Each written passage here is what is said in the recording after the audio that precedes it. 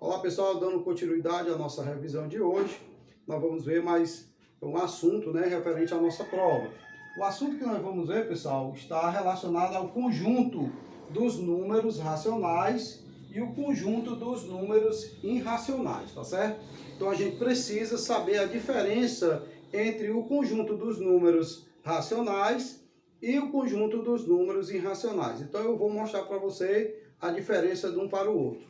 Primeira coisa, o conjunto dos números racionais, eles são representados, tá, por alguns subconjuntos, que são o conjunto dos números naturais, tá, que todos os números naturais são considerados números racionais, todos os números inteiros também são considerados racionais, e todos os números que podem ser representados em forma de frações, eles representam o conjunto dos números racionais. Então, para você entender melhor, eu separei aqui alguns exemplos, tá ok? Então, vejamos aqui, ó. Um terço é uma fração, tá certo? Se é uma fração, nós podemos dizer que ele faz parte do conjunto dos números racionais.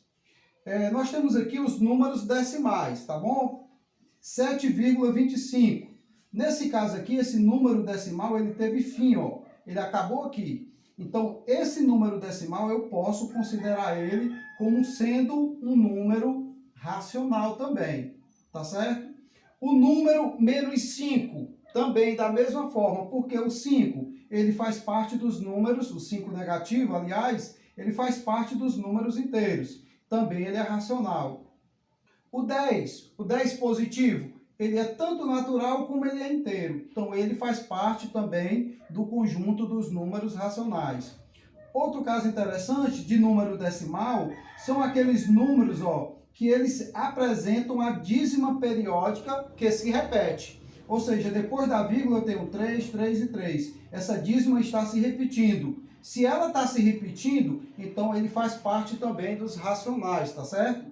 E um caso bem especial que nós temos é o das raízes quadradas, tá certo? Raiz quadrada o quê? Exata. Se a raiz quadrada for exata, aí sim eu posso dizer que ela faz parte do conjunto dos números racionais. Por exemplo, qual é a raiz quadrada de 25? É 5. Então, o 5 ele é um número natural. Então, eu posso dizer que ela faz parte do conjunto dos números racionais, tá certo? Vamos ao próximo conjunto. O próximo conjunto é o dos números irracionais, tá? Que é totalmente diferente desse aqui. Por quê? Você vai ver que esse conjunto dos números racionais e números irracionais, eu coloquei eles separados, tá certo? Você pode ver, ó, que eu coloquei do lado de cá os naturais, aqui os inteiros e aqui o racional. Por que os inteiros, por que os irracionais estão lá do outro lado separado? Por quê? Porque eles representam outro tipo de numeração, tá? De representação numérica. E quais são esses tipos? Eu vou colocar aqui 3 para vocês. O primeiro, que eu posso considerar um número quando ele é irracional, tá? Quando, pessoal, esse número, ó, tá certo? Depois da vírgula, ele apresenta dízimas periódicas que não se repetem. Você pode ver aqui, ó, que aqui eu tenho 25, 36, 47, 62, e aí eu coloquei reticência porque ele é infinito. Ele não tem fim e ele não vai se repetir. É considerado um número irracional, tá? Apresenta dízimas periódicas que não se repete e não tem fim. Outro exemplo, raiz quadrada. Porém, a raiz quadrada aqui não é uma raiz quadrada exata. Por exemplo, a raiz quadrada de 11 não tem uma raiz quadrada exata. Vai ter uma raiz aproximada no máximo. Portanto, eu tenho aqui, ó, a raiz quadrada de 11 é 3, aí se você analisar aí, vai ter, ó, dízimas periódicas infinitas.